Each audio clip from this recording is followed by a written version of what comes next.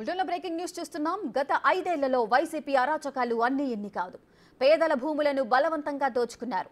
ఇప్పుడు కూటమి ప్రభుత్వం రాగానే ఒక్కొక్కరి బండారాలు బయటపడుతున్నాయి. మాజీ మంత్రి జోగి రమేష్ భూ కబ్జా వ్యవహారం సంచలనంగా మారింది. అధికారాన్ని అడ్డం పెట్టుకుని జోగి రమేష్ కుటుంబ సభ్యులు రెచ్చిపోయారు. ఖాళీ స్థలం కనిపిస్తే చాలు పాగా వేసేవారు. అంబాపురంలో సిఐడి అటాచ్ చేసిన అగ్రిగోల్డ్ భూమిని కబ్జా చేసినట్లు అధికారులు గుర్తించారు.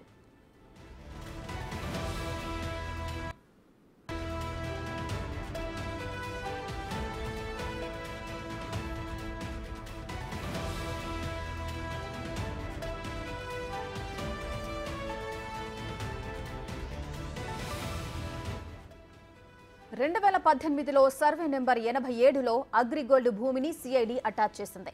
కాగా 2022లో ఆ స్థలాన్ని తప్పుడు డాక్యుమెంట్లతో కబ్జా చేశారు. ఏకంగా ఆ స్థలం చుట్టూ ప్రహరీ గోడే కట్టేశారు.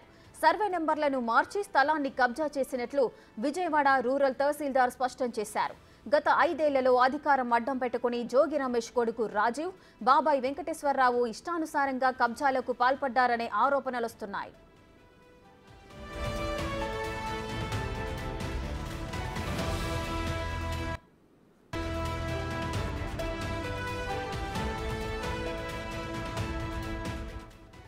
రెటిక గత 5 ఏళ్లలో వైసీపీ అరాచకాలు అన్ని ఇన్నివి కావు. పేదల భూములను బలవంతంగా దోచుకున్నట్లుగా తెలుస్తోంది. అయితే ఇప్పుడు కూటమి ప్రభుత్వం అధికారంలోకి వచ్చిన తర్వాత వైసీపీ నేతల ఒక్కొక్కరి బండారాలైతే బయటపడుతున్నాయి. మాజీ మంత్రి జోగి రమేష్ భూ కబ్జా వ్యవహారము రీసెంట్ గా సంచలనంగా మారుతోంది. అధికారాన్ని అడ్డం పెట్టుకుని జోగి రమేష్ కుటుంబ సభ్యులంతా రెచ్చిపోయినట్లుగా మనం చూస్తున్నాము. ఖాళీ స్థలం కనిపిస్తే చాలు పాగా వేసేవారు. అంబాపురంలో సిఐడి అటాచ్ చేసిన అగ్రిగోల్డ్ కి సంబంధించిన భూమిని కబ్జా చేసినట్లయితే అధికారులు గుర్తించారు.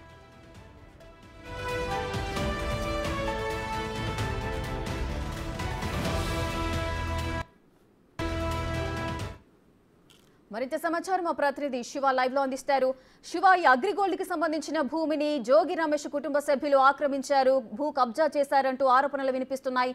దీనికి సంబంధించిన పూర్తి డీటెయిల్స్ ఏంటి? ఇక మొత్తం మీద చూసుకుంటే వైఎస్ఆర్సీపీ నేతలు మాజీ మంత్రులు దొరికిన కాడికి దోచుకున్న రీతిలో వ్యవహరించారు. ప్రభుత్వ స్థొమ్ములు, ప్రభుత్వ స్థలాలు, ఖాళీ భూములు ఎక్కడ కనిపిస్తే అక్కడ కబ్జా చేసే పనిలో వైఎస్ఆర్సీపీ నేతలు గత 5 సంవత్సరాల కాలంగా తలముక్కలైన పరిస్థితి కనిపించింది. తాజాగా 2018లో అగ్రిగోల్డ్ 2160 చదరపు గజాల విజయవాడ రూరల్ మండలం పాయకరావుపేట సమీపంలో అంబాపురం గ్రామంలో అగ్రిగోల్డ్ ఆస్తులని సిఐడి అటాచ్ చేసి సీజ్ చేసింది. దాని సర్వే నెంబర్ 87 అయింది. అయితే జోగి రమేష్కి సంబంధించి మాజీ మంత్రి, అప్పటి మంత్రి జోగి రమేష్ బాబాయ్ వెంకటేశ్వరరావు ఆయన కుమారుడు ఇద్దరూ కలిసి కూడా సర్వే నెంబర్ 88గా మార్చి చుట్టూ ప్రహరీ గోడ నిర్మించారు 2022లో. దీనికి సంబంధించి కూడా ఆ తర్వాత కొన్ని రోజుల తర్వాత తమ సర్వే నెంబర్ తప్పుబడింది, దీని 88 నుంచి 87 చేయమంటూ కూడా రిజిస్టర్ ఆఫీస్కి అర్జీ పెట్టుకున్నారు. అధికారం చేతిలో ఉంది, అడిగేవారు లేనంత కూడా వెంటనే సర్వే నెంబర్ 88 నుంచి 87కి మార్చి రిజిస్ట్రేషన్ చేయడం జరిగింది. ఆ తర్వాత చుట్టూ ఏదైతే 2121 గజాలకు సంబంధించిన స్థలం ఉందో ఈ భూమిని వెంటనే చుట్టూ ఫినిషింగ్తో పాటు ప్రహరీ గోడ నిర్మించారు. తాజాగా విజయవాడ రూరల్ తహసీల్దార్ ఈ అంశానికి సంబంధించి కూడా అధికారులకు ఫిర్యాదు చేసినట్లు కూడా తెలుస్తూ ఉంది. అధికారుల ఫిర్యాదు మేరకు కూడా సిఐడి అధికారులు దీనికి సంబంధించి స్థల పరిశీలన చేసే అవకాశాలు కనిపిస్తున్నాయి.